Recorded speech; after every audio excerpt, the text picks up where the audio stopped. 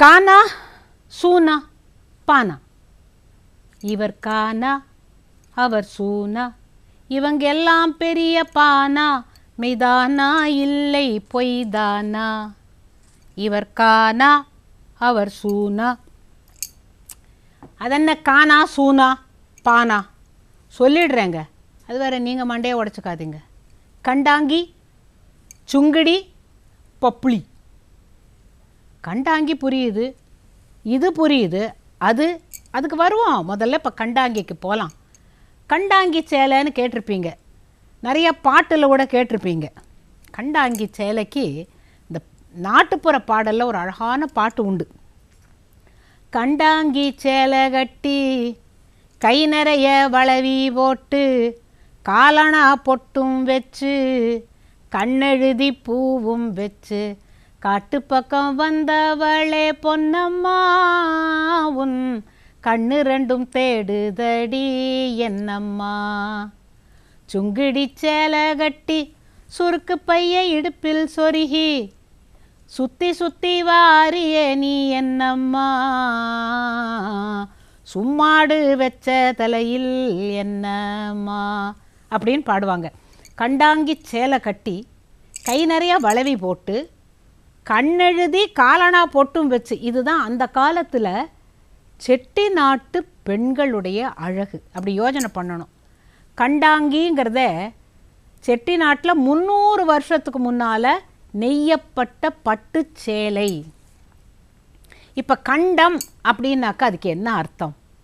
நீலகண்டம்னாக்கா விஷத்தை சாப்பிட்ட கழுத்தை உடையவர், நீல நிற கழுத்தை உடையவர் ஒன்று. ஒரு பாகவதரை போய் கேட்டால் ஆமாம் கண்ட ஜாதி திருப்புட்ட தாளம் அப்படிம்பாங்க, அது ஒரு தாள வகை. கண்டம்னா சின்ன சின்ன கண்ட துண்டமாக வெட்டி போட்டுருவேன் அப்படிம்பாங்கல்ல. கண்டம்னாக்கா துண்டம். துண்டம்னா சின்னது, கண்டம்னா அப்படி சதுரம் சதுரமாக கட் பண்ணுறது. இப்படி ஒன்றொன்றுக்கும் இந்த கண்டம்ங்கிற வார்த்தைக்கு நிறைய அர்த்தங்கள் இருந்தாலும், கண்ட அங்கி சேலை அப்படின்னாக்கா, அங்கம்னாக்கா உடம்பு. அதாவது இந்த புடவையோட உடம்புல மேலேயும் கீழேயும் கரை இருக்கும். இந்த நடுப்புற உடம்புலெல்லாம் கண்டம் மாதிரி துண்டம் துண்டமாக சின்ன சின்ன மைசூர் பாக் மாதிரி கட்டம் போட்டிருப்பாங்க. என்ன கலரில்? மஞ்சள், சிகப்பு, கருப்பு. இந்த மூன்றையும் வைத்து நெய்யப்பட்ட பட்டு சேலை கண்டாங்கி சேலை. அது செட்டிநாட்டுக்கே உரித்தானது. இப்போ நம்ம அதெல்லாம் நூல் புடவையில் எல்லாத்துலேயும், ஏன் ஆம்பளைங்க போட்டுக்கிற சட்டையில் கூட கண்டாங்கி டிசைன்லாம் வந்தாச்சு. இது அந்த காலத்தில் அங்கே மட்டுமே நெய்யப்பட்டது. பட்டு சேலையிலேருந்து இன்றைக்கி நூல் சேலை வரைக்கும் வந்திருக்கு. அந்த காலத்தில் அதை 40க்கு 40 நூல் கூட கட்டுவாங்க. 40க்கு 40னாக்கா நூல் கொஞ்சம் மோட்டாவாக இருக்கும். மோட்டாவானா என்ன, அது தமிழில் சொல்லணுமே, கொஞ்சம் பருமனாக இருக்கும். அந்த சேலை அது ஒரு அழகு. கசங்கவே கசங்காது, கிழியவும் கிழியாது, நஞ்சு போகாது. அது அப்படி ஒரு நெசவுங்க இந்த கண்டாங்கி பட்டு சேலை. நல்ல வேலையாக இப்போ எல்லாம் திருப்பி வந்து இந்த கட்டங்கட்டமாக போட்டு இந்த பட்டு சேலை கட்டுற பொழுது 300 வருஷத்துக்கு முன்னால் யார் நெஞ்சாங்களோ அந்த மக்கள், அவங்கள நினச்சி நாம் இன்றைக்கி கும்பிடணும். ஆக இந்த கண்டத்தில் உடம்புல கட்டம் கட்டமாக போட்ட சேலை கண்ட அங்கி சேலை. இதை நாம் புரிஞ்சுக்கிட்டோம்னாக்கா அதோட பெருமை புரியும். இந்த மாதிரி நெசவாளர்களை நம்ம ஆதரவு பண்ணணுங்க. கைத்தறியில் அழகாக கட்டம் போட்டு சின்னாளப்பட்டு சேலை கூட கட்டுவாங்க. இந்த சின்னாளப்பட்டு சேலைன்னு ஒன்று நினைவுக்கு வருது. இந்த சின்னாளப்பட்டு சேலை முதல்ல வாங்கிட்டு வரும்போது பட்டு மாதிரியே இருக்கும். அதை தண்ணியில் போட்டோன்னா தொஞ்சு போயிடும். அப்புறம் வாழை நாரை வச்சு கூட புடவையெல்லாம் செய்கிறாங்க. இதெல்லாம் வந்து அப்படியே கஞ்சி போட்டு கிறிஸ்பாக கட்டிட்டு மடித்து வச்சிடணும். உடனே ஒரு தடவை வெளியில் போயிட்டு வந்துட்டு நீங்கள் நினச்சிங்கன்னா கொஞ்சம் தொஞ்சு போயிடும். சின்னாளப்பட்டு சேலையெல்லாம் முதல்ல ரொம்ப அழகாக இருக்கும், அப்புறம் கொஞ்சம் தொஞ்சாலும் அன்றாட அந்த காலத்துலலாம் அது கொஞ்சம் விலை குறைச்சலுங்கிறதுக்காக வீட்டுக்கு அதுதான் கட்டுவாங்க. இப்போ நாம் நைலான் சேலை கட்டிக்கிறோம். அது என்ன ஆகுதுன்னா, அடுப்பு கிட்ட நீங்கள் போய் வேலை பார்க்குற போது அது சூடாயிடும், உடம்பும் சூடாயிடும், குப்புன்னு பற்றிக்கும். இந்த இயற்கை இல்லாத எந்த ஒரு இழைகளையும் அந்த புடவைகளை கட்டிக்கிட்டு நீங்கள் அடுப்புக்கிட்ட போக வேண்டான்னு சொல்கிறதுக்காக தான். நூல் புடவை அழுக்காக இருந்தால் கூட பரவாயில்ல, நூல் புடவையை கட்டிக்கிட்டு சமையல் வேலையெல்லாம் பாருங்கள். முடிச்சுட்டு அப்புறம் எது பளிச்சுன்னு இருக்கோ அதை கட்டிக்கிட்டு வாங்க காப்பி குடிங்க சொல்கிறதுக்கு நீங்கள் ரெடியாக இருக்கலாம். சரியா?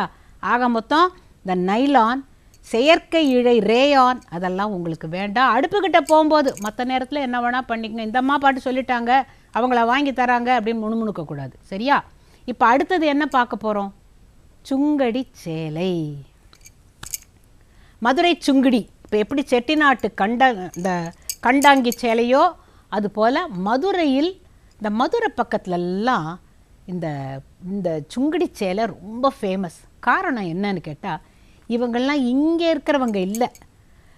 கஜினி முகமது அங்கே படையெடுத்த பொழுது அவங்க எல்லாரும் கிருஷ்ணருடைய துவாரகையில் இருந்தவர்கள். கிருஷ்ணருடைய அங்கே இருந்து கொஞ்சம் கொஞ்சமாக அந்த படையெடுப்பு வர வர கொஞ்சம் கொஞ்சமாக அந்த ஊரை விட்டு நகர்ந்து வந்தாங்க. அப்புறம் துவாரகை பக்கத்தில் இருக்கிற தலைநகரில் ஒரு 60 வருஷம் இருந்தாங்க.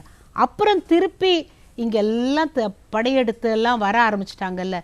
அங்கே கொஞ்சமாக வரும்போது மகாராஷ்டிரா, எங்கே குஜராத்திலேருந்து மராட்டியர்கள் காலத்தில் அங்கே கொஞ்ச நாள் இருந்து வந்து ஆந்திரா கர்நாடகா எல்லாத்தையும் தாண்டி தமிழ்நாட்டில் வந்து செட்டில் ஆனதுனால அவங்களுடைய பாஷை அன்று குஜராத்தில் பேசின குஜராத்தி இல்லை.